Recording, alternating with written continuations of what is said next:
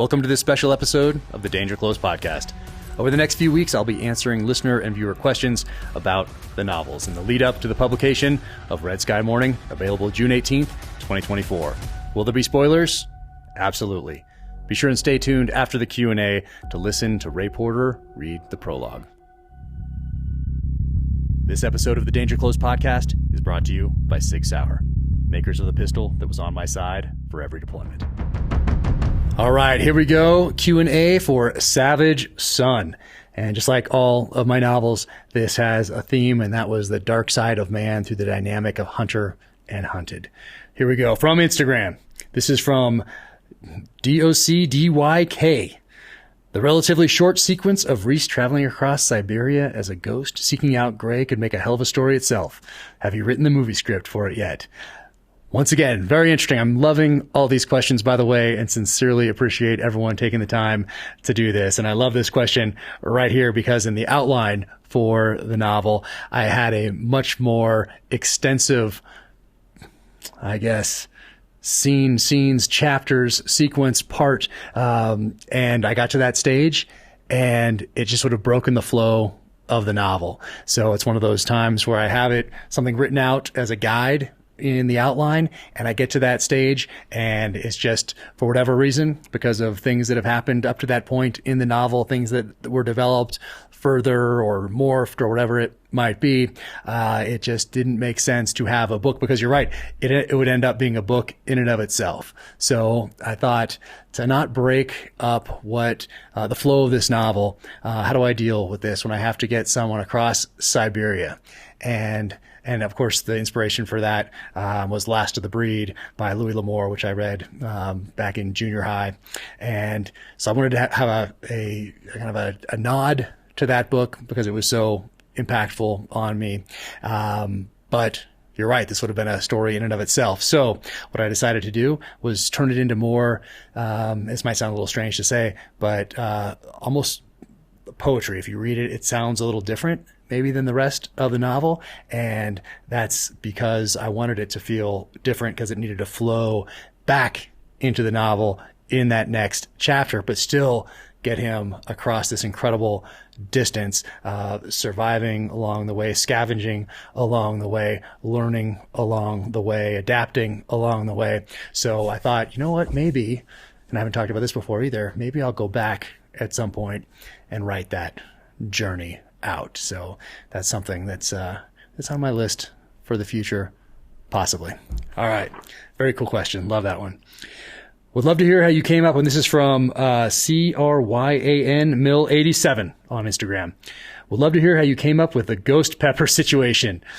Let's see. I think I'll leave that as I had a conversation with someone who inspired that situation chapter. So I think I'll leave that right there. And next one, also from Instagram, Deputy Dog _handler. Where did the name Ido come from? I'm a canine handler, and my partner's name is also Ido. So, of course, that was the best part of the book for me. So Ido's the name of the dog in Savage Son. And that comes from my friend John Devine, a buddy from the SEAL teams who now has Divine Canine. He does dog training now in the private sector. And that was his dog. So he deployed with Ido twice to Afghanistan, and then Ido continued to deploy multiple times after that with other handlers. And from what I understand, it was just Ido was an amazing dog. So of course, I wanted to put that personal kind of touch point into the novel. And also, if people know John Devine and read Savage Son, you'll notice some similarities between him and the character that handles Ido in the book. So you can go to check out John Devine, everything he has going on at divinecanine.com, and follow him at Divine Canine John on Instagram or Divine Canines on Instagram. And then also, John founded Rescue 22. So the Rescue 22 Foundation, which helps train up service and support dogs for veterans that are dealing with the physical and emotional trauma of the battlefield. So, rescue22foundation.org. Just type that into the search and Rescue 22 will pop up. It's an amazing organization, and they're doing incredible things for people that serve this nation and are now dealing with the impacts of that service. So that's where Ido came from. Let's see. This is from Mitch.Hagen, also on Instagram. How was your Kamchatka experience while in the pre-writing stages? So went over to Kamchatka, Russia, and I don't know if I would do that now because of everything that I've written about Russia over the last few years in the novels, and then also what's been happening in the world. So I'm glad that I went when I did, which is the late summer of 2019, and took a flight out of Anchorage. I think there was one flight is it every week or every month?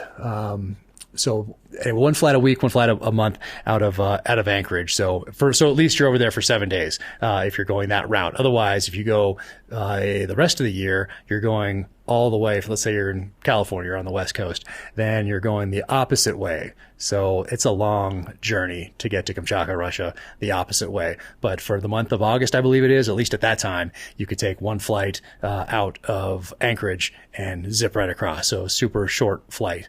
And it was important for me to put boots on the ground there, much like it was important for me to go to Mozambique and bring in the sights and the sounds and the smells of Mozambique into that part of True Believer. Same thing for Savage Son. Needed to go there, needed to experience that part of the world so I could bring it to life in the pages of Savage Son. So went over there and had an incredible experience. Backcountry, remote, flying in on Mi-17 aircraft, and yeah, you might have heard me on Rogan podcast talking about an experience I had over there with a brown bear, and yeah, it was pretty intense. So you can listen. I think it was in the first or second maybe Rogan podcast that I did, probably the one for Savage Son, so the one in 2020 when I was on Rogan. But it was pretty intense experience, and I'm glad I trained up with a double rifle, actually from Mozambique, because I ended up having to go after a wounded brown bear that someone else had wounded, and had to go into some really thick stuff after it, and I got handed an old double barrel shotgun, actually a side by side, and it felt like I was in the Road Warrior, for those who saw the Road Warrior, and he has that side by side shotgun and has that misfire, and it's like, I thought that was going to happen because I had this essentially a rusty old side by side, 12 gauge, and some slugs that were in the bottom of an aluminum boat, essentially like semi damp, and it was damp there anyway, and then going into the bush after this thing that was wounded. So I'm glad that I trained up with a double rifle. So before I went to Mozambique, because it's just similar in the setup, although one's a shotgun, one's a rifle. But still, as far as manipulation, there are some similarities there. So I got to put that to work in Kamchatka. So it was a pretty intense experience, and I'm glad I went so I could incorporate that into the pages of Savage Son. And I actually take that experience and I move it into a story that I think Jonathan Hastings tells Reese when he's looking at a mount of either a grizzly or brown bear in a scene in Savage Son. So I just take something that happened to me, similar anyway, and morphed it into a story that takes place in Alaska in the book through this story that Jonathan Hastings tells Reese about Reese's father. So it's cool to have little touch points. I like having touch points like that and being able to bring in personal experience or morph personal experiences into all the novels. The BCM AT Angular Torque Optic Mount. Twice the clamping force at the rail. Unprecedented zero retention. Less points of failure. The BCM Raider modular rail for AR rifles is built using a double wall extrusion, creating one of the most rigid free-floating platforms in its weight class. BCM Raider offers Picatinny rails and features either M-LOK or Keymod interfaces at 3, 6, and 9 o'clock for the placement of additional enabling accessories. Go to BravoCompanyUSA.com and get yours today. Thank you to Bravo Company Manufacturing for your support of military law enforcement and the Danger Close podcast. All right, next one, Greg, FLEISCHMAN. And this is also from Instagram. Where did the inspiration for the Hastings family come from? They are my favorites for sure. Looking forward to Tom Hopper playing Rafe in Dark Wolf. Who do you imagine playing the rest of the Hastings family?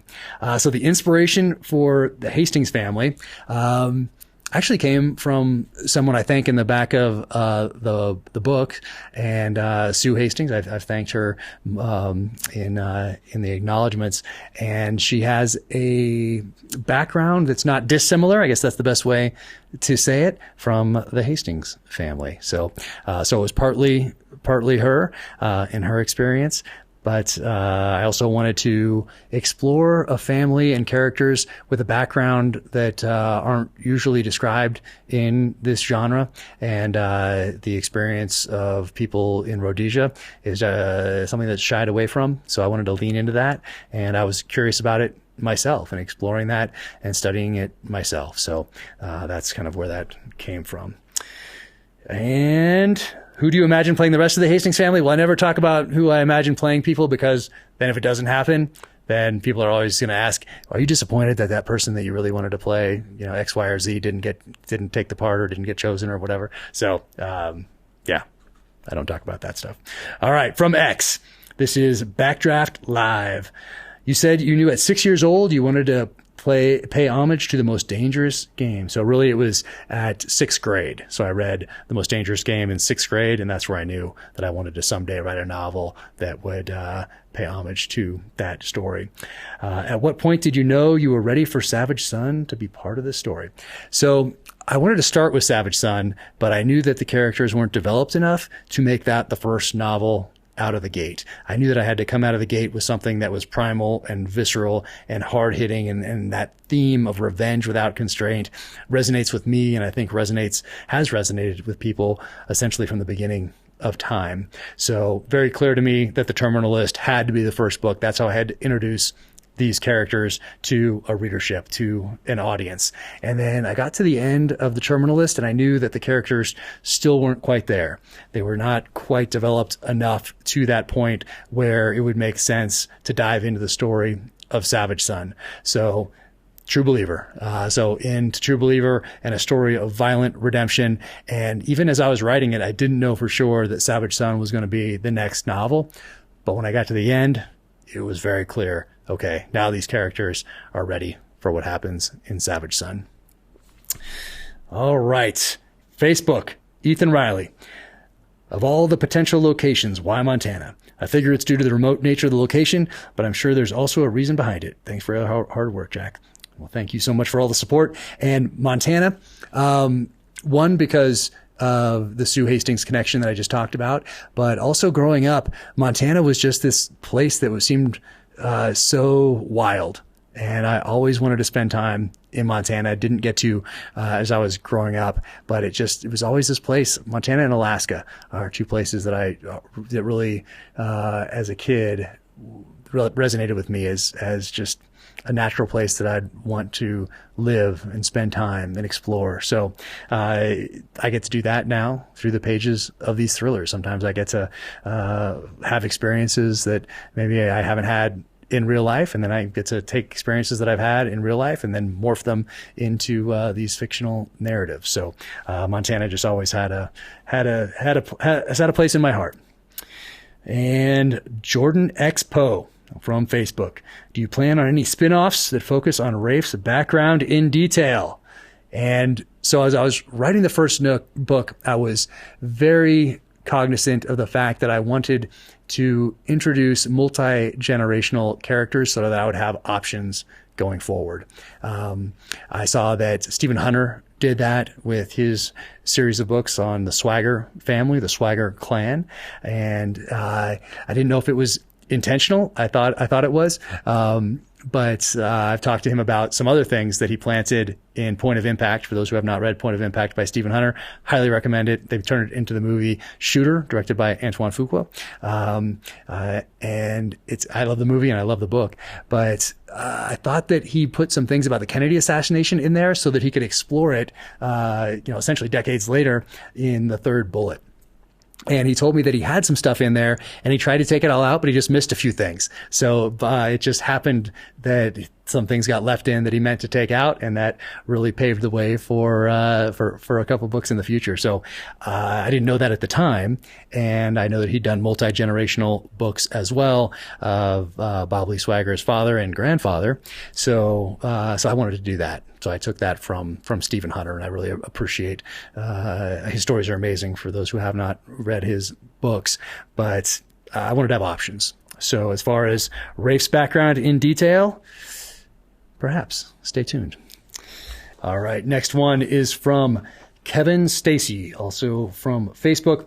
Any possibility of a terminalist cookbook?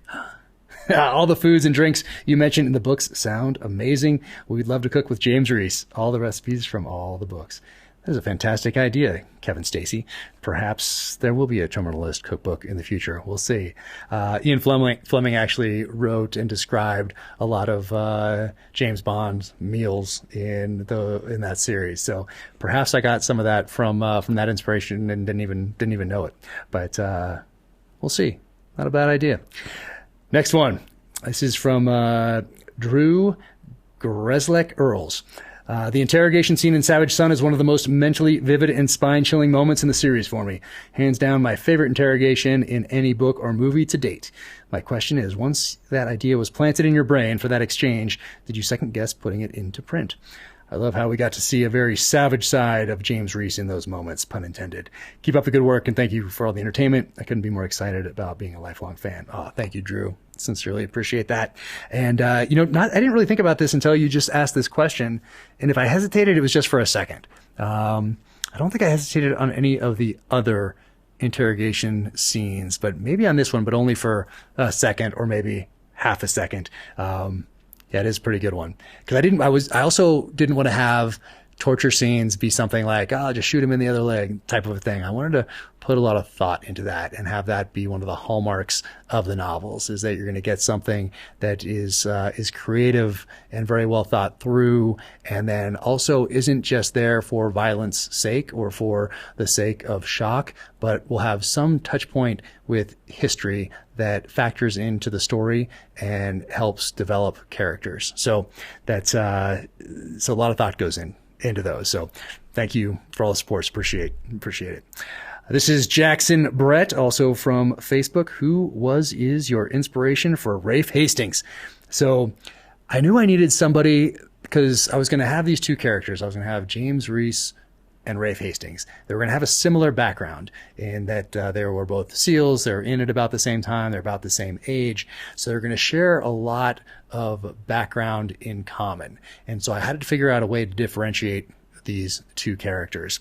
And for me, a lot of that was Rhodesia and Rafe Hastings' family's history in Rhodesia. So that sets him apart and differentiates those characters. And then also the gear that they use. So while James Reese is more Kydex and 9mm, we have Rafe Hastings, who is more leather and 1911 45, and actually has a 1911 that has family history to it. Choice of footwear, James Reese more modern, Solomon's, and then you have Rafe Hastings wearing Courtney boots from Africa. So those types of things, knives and gun weapon choices. And so I wanted to differentiate those characters as much as I could. So it wasn't necessarily a person rather than a place, Africa, and a history in that place that would differentiate those characters. And that brings us to the end of Savage Son. Thank you to everyone who took the time to write these questions. I absolutely love all these, and it's so much fun for me to do this. So thank you so much for taking the time, and be sure to tune in to next week's episode where we dive into a Q&A from the Devil's Hand. You can go to officialjackcarr.com, check out new merch over there, and you can keep listening to this episode and hear Ray Porter narrate the prologue to Savage Son. Take care out there. 3 journalists went missing today in the Central African Republic. Russian mercenaries At a recent briefing, the press secretary, well-known ranching family. an American woman was abducted by an agricultural project in Romania. Her current whereabouts are unknown.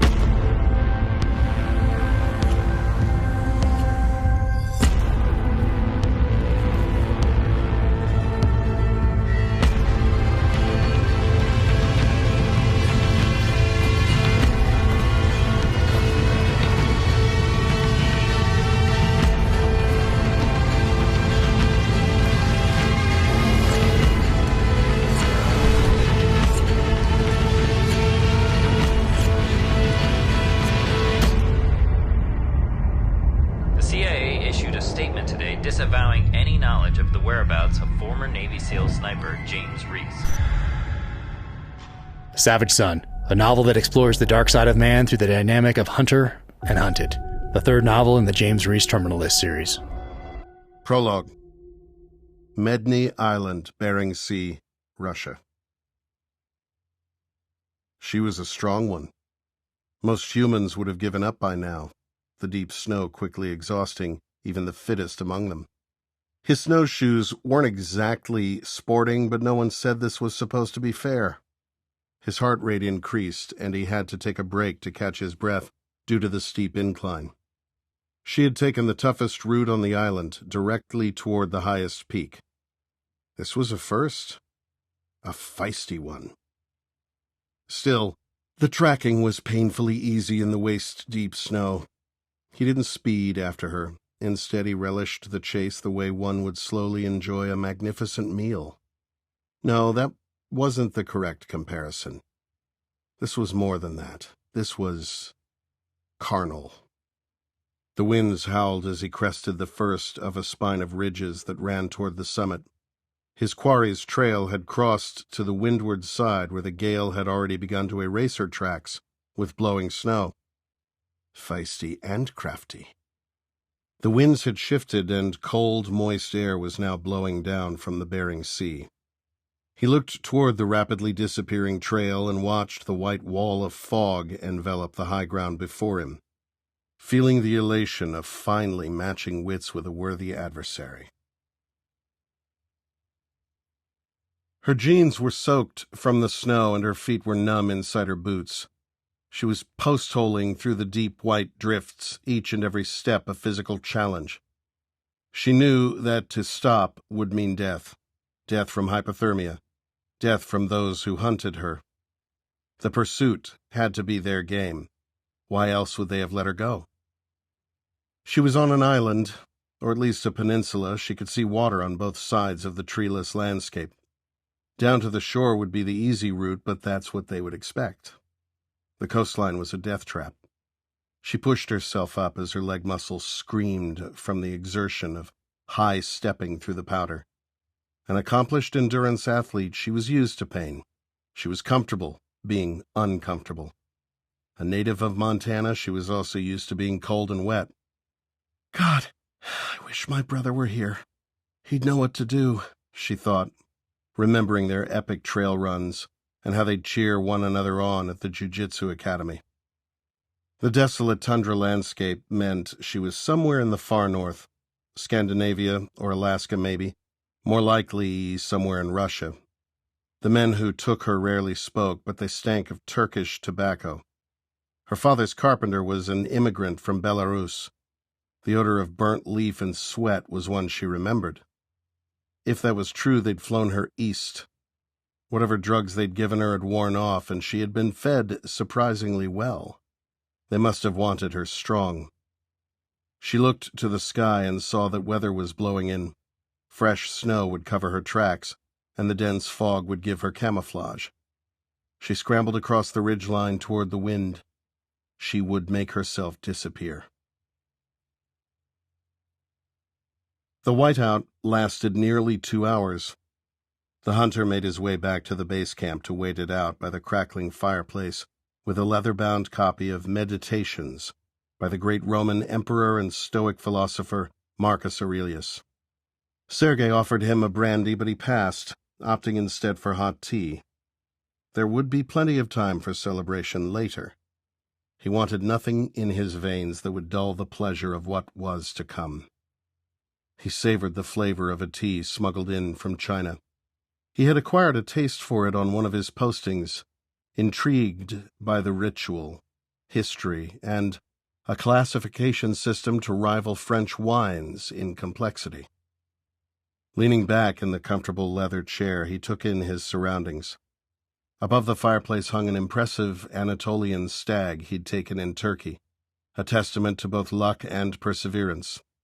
Next to it, a Tinshan Argali sheep stared at him with lifeless eyes, a hard-won ram taken in the extreme altitudes of Tajikistan.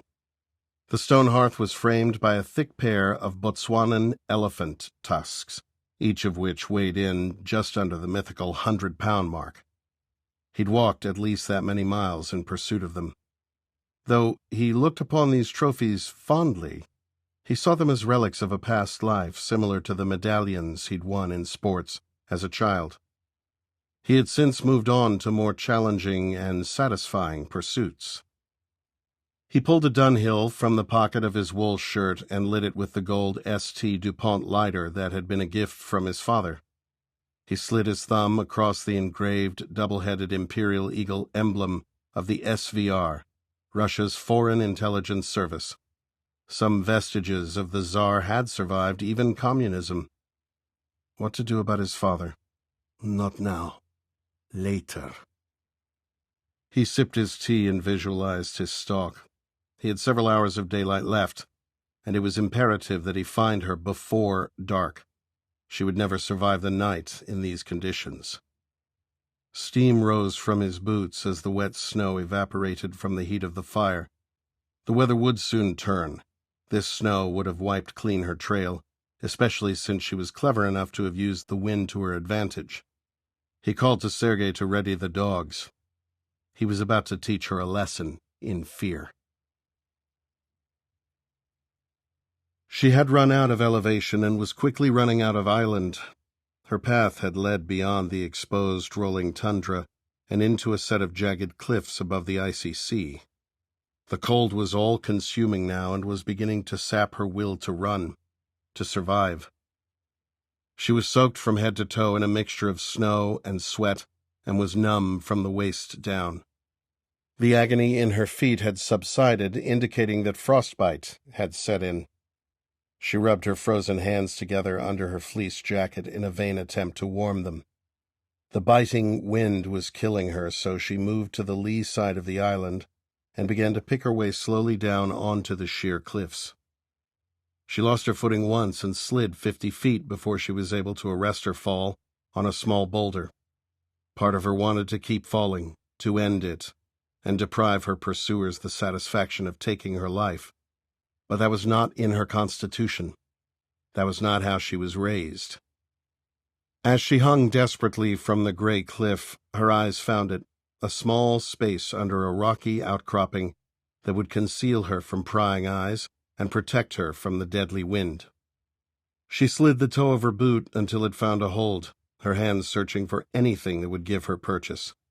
Her fingers slipped into a rocky crease, and she began working her way across the cliff face toward her destination. Inch by inch, step by precarious step, she made it. The spot was scarcely large enough to hold her, but it was better than being exposed.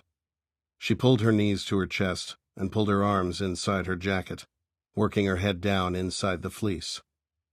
She was suddenly aware of her thirst, her exhaustion, her fear. For the first time in ages, she allowed herself to weep, her tears and sobbing transitioning into an animalistic roar as she recognized her crying for what it was. She was mourning her own death. The cloud ceiling rose, and the snow slowed to a light dust in the breeze. The man drove the snowmobile to the spot where he'd left her tracks and signaled to Sergei to unload the hounds from the back of the 6-wheel drive Kamaz troop transport. Sergei looked longingly at the traditional bow of his people before leaving it in place and obeying his employer. Though the Koryak blood in his veins had been diluted over centuries by Cossack intervention, forced migration, and war, he still felt the pull of his native lands to the north. The 2 bear-like Caucasian shepherds leapt down from the vehicle's cargo hold and began to test the air for the scent of their prey. Sergei had let them fill their nostrils with the scent from the woman's scarf. There were almost no foreign scents here to confuse them. Each animal weighed over 150 pounds and stood almost 30 inches at the shoulder. These particular animals, both of the mountain breed variety, had been born of a fierce military bloodline that went back to the early days of the Soviet Union. They had been chosen for their determination, ferocity, and their taste for human flesh. He nodded to Sergei, who gave the dogs a whispered command. Their pissing, sniffing, and meandering ceased, and they took off up the grade with both men following on snowshoes. The beasts picked up the woman's scent quickly and charged up the snowy incline, nearly pulling the hulking figure of Sergei along behind them. The animals led them near the summit of the island's highest peak before turning downhill and out of the wind. He admired her desire to survive. This was his prescription for the ennui that had plagued him as long as he could remember. His hand moved subconsciously to the crossbow strapped across his back to confirm that it was still there. They were getting close. Protected from the wind, it occurred to her how quiet it was. Her tears had lasted only a few minutes. It had felt good to get them out. "Keep your nerve, little one," she remembered her father saying, his accent thick with the echoes of Rhodesia. That she would. It was time to fight. She grabbed handfuls of the spongy dark soil and rubbed her clothing until it was the color of her surroundings. Digging into the tundra, her hand found something hard and smooth.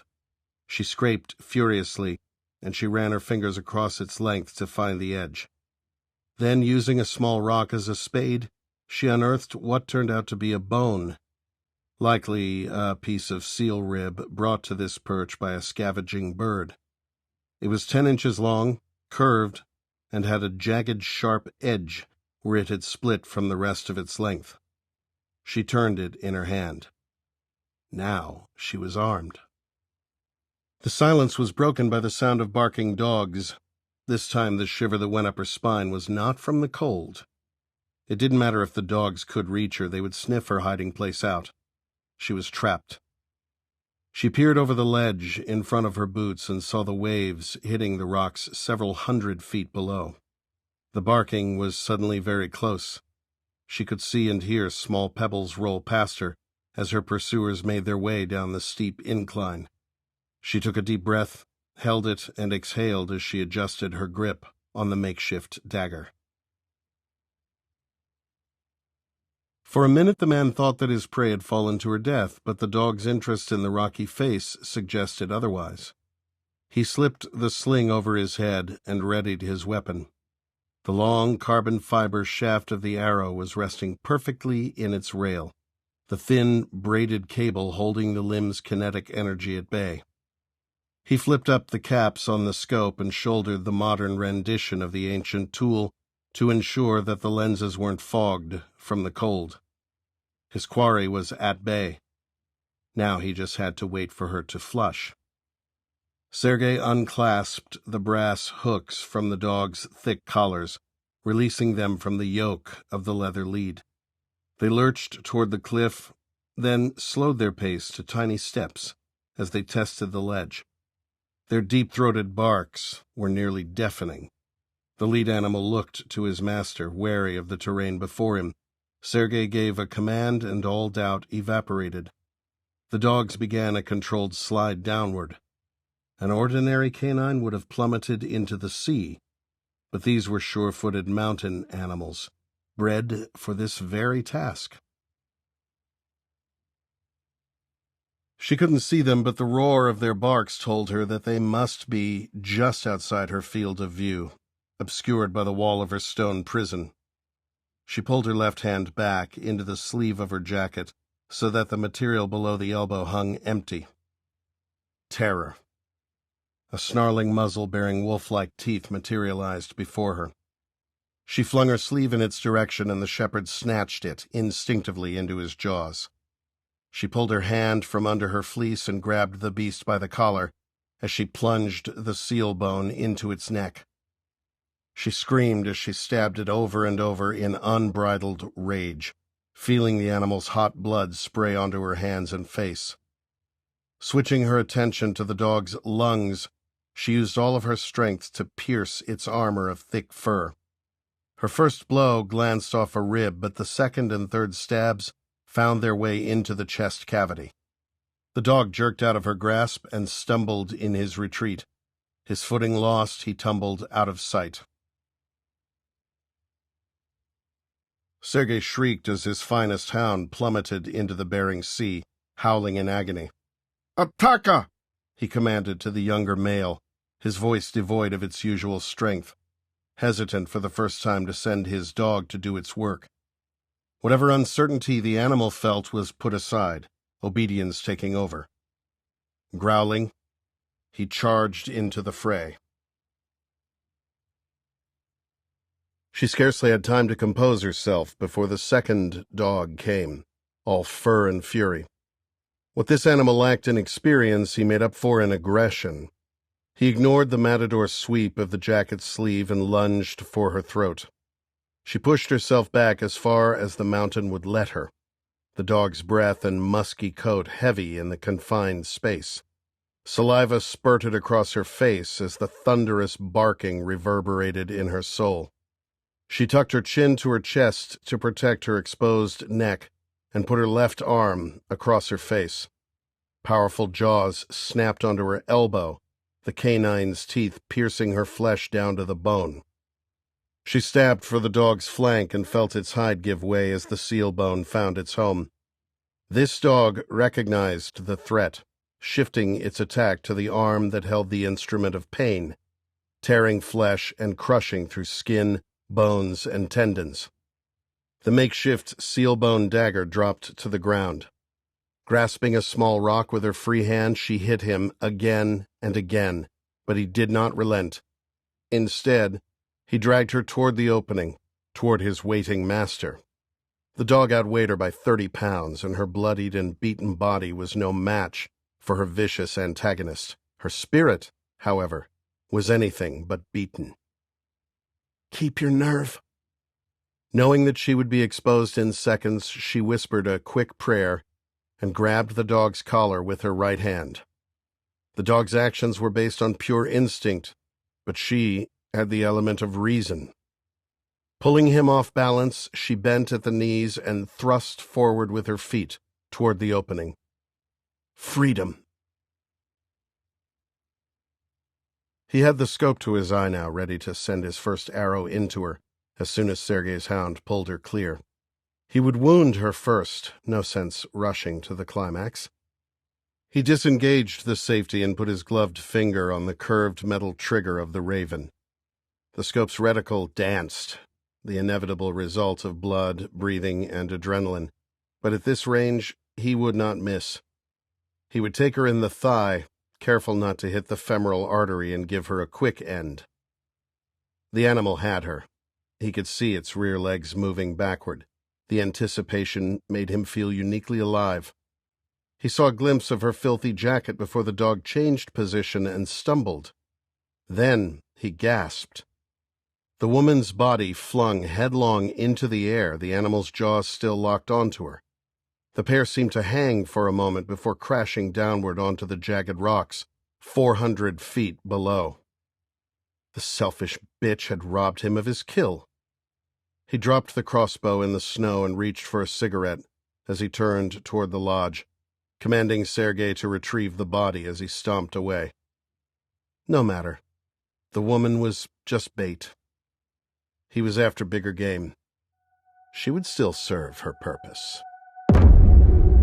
Until the next time, take care out there, stay safe, be strong, keep fighting.